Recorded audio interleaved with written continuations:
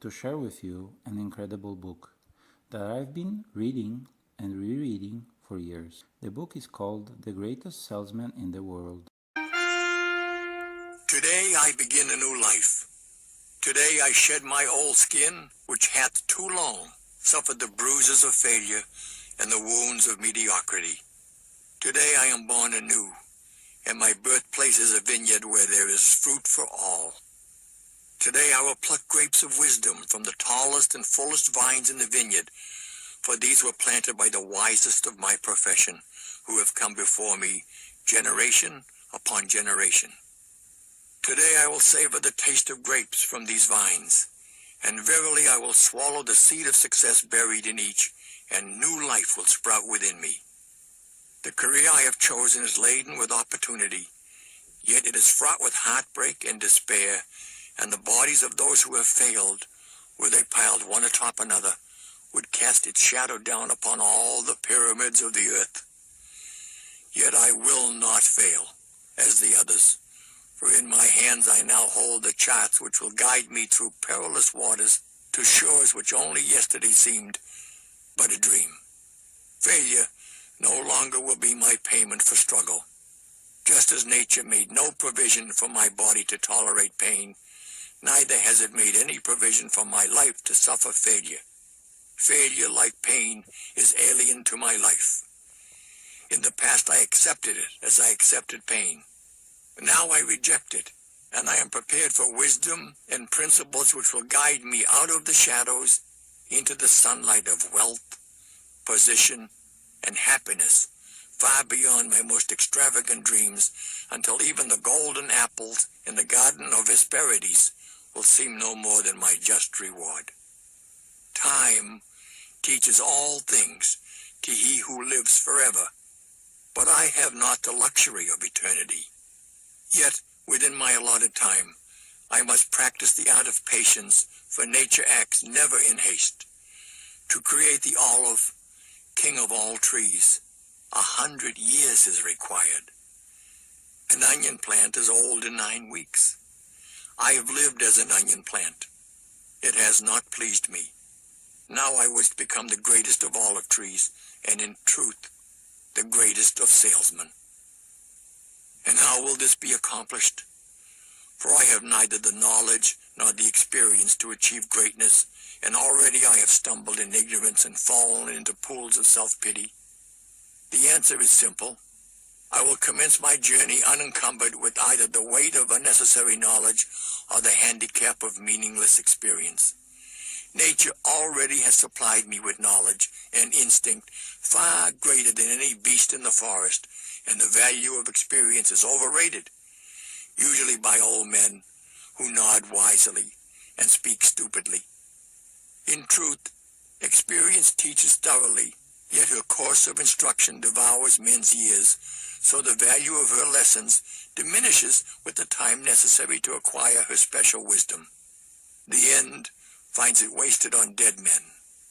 Furthermore, experience is comparable to fashion. An action that proves successful today will be unworkable and impractical tomorrow. Only principles endure, and these I now possess, for the laws that will lead me to greatness are contained in the words of these scrolls. What they will teach me is more to prevent failure than to gain success. For what is success other than a state of mind? Which two among 1,000 wise men will define success in the same words? Yet failure is always described but one way. Failure is man's inability to reach his goals in life, whatever they may be. In truth, the only difference between those who have failed and those who have succeeded lies in the difference of their habits.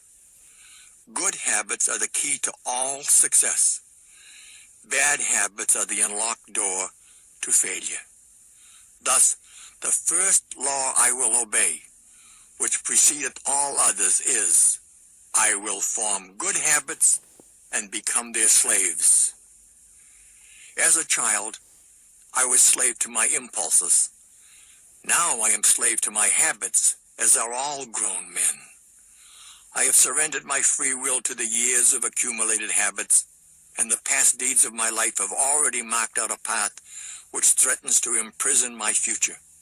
My actions are ruled by appetite, passion, prejudice, greed, love, fear, environment, habit, and the worst of these tyrants is habit.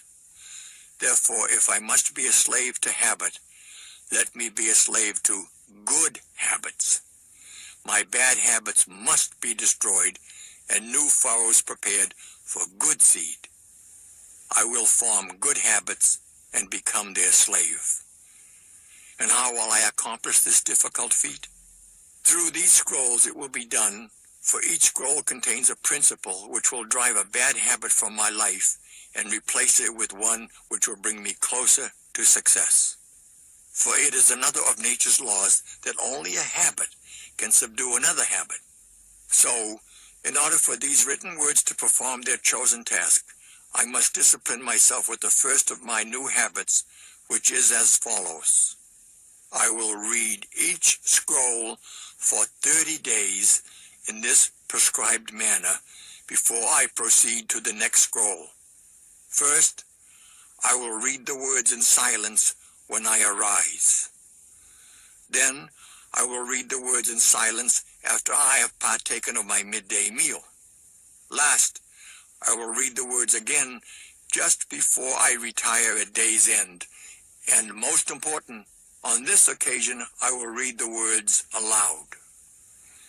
On the next day, I will repeat this procedure, and I will continue in like manner for 30 days. Then, I will turn to the next scroll and repeat this procedure for another 30 days. I will continue in this manner until I have lived with each scroll for 30 days and my reading has become habit. And what will be accomplished with this habit? Herein lies the hidden secret of all man's accomplishments. As I repeat the words daily, they will soon become a part of my active mind. But more important, they will also seep into my other mind, that mysterious source which never sleeps, which creates my dreams, and often makes me act in ways I do not comprehend. As the words of these scrolls are consumed by my mysterious mind, I will begin to awake each morning with a vitality I've never known before. My vigor will increase. My enthusiasm will rise. My desire to meet the world will overcome every fear I once knew at sunrise, and I will be happier than I ever believed it possible to be in this world of strife and sorrow. Eventually, I will find myself reacting to all situations which confront me as I was commanded in the scrolls to react. And soon, these actions and reactions will become easy to perform, for any act with practice becomes easy. Thus, a new and good habit is born, for when an act becomes easy through constant repetition, it becomes a pleasure to perform. And if it is a pleasure to perform, it is man's nature to perform it often. When I perform it often, it becomes a habit, and I become its slave. And since it is a good habit, this is my will. Today, I begin a new life, and I make a solemn oath to myself that nothing will retard my new life's growth. I will lose not a day from these readings, for that day cannot be retrieved, nor can I substitute another for it. I must not, I will not, break this habit of daily reading from these scrolls, and in truth, the few moments spent each day on this new habit are but a small price to pay for the happiness and success that will be mine. As I read and reread the words in the scrolls to follow, never will I allow the brevity of each scroll nor the simplicity of its words to cause me to treat the scroll's message lightly. Thousands of grapes are pressed to fill one jar with wine, and the grape skin and pulp are tossed to the birds. So it is with these grapes of wisdom from the ages. Much has been filtered and tossed to the wind. Only the pure truth lies distilled in the words to come. I will drink as instructed, and spill not a drop, and the seed of success I will swallow. Today, my old skin has become as dust.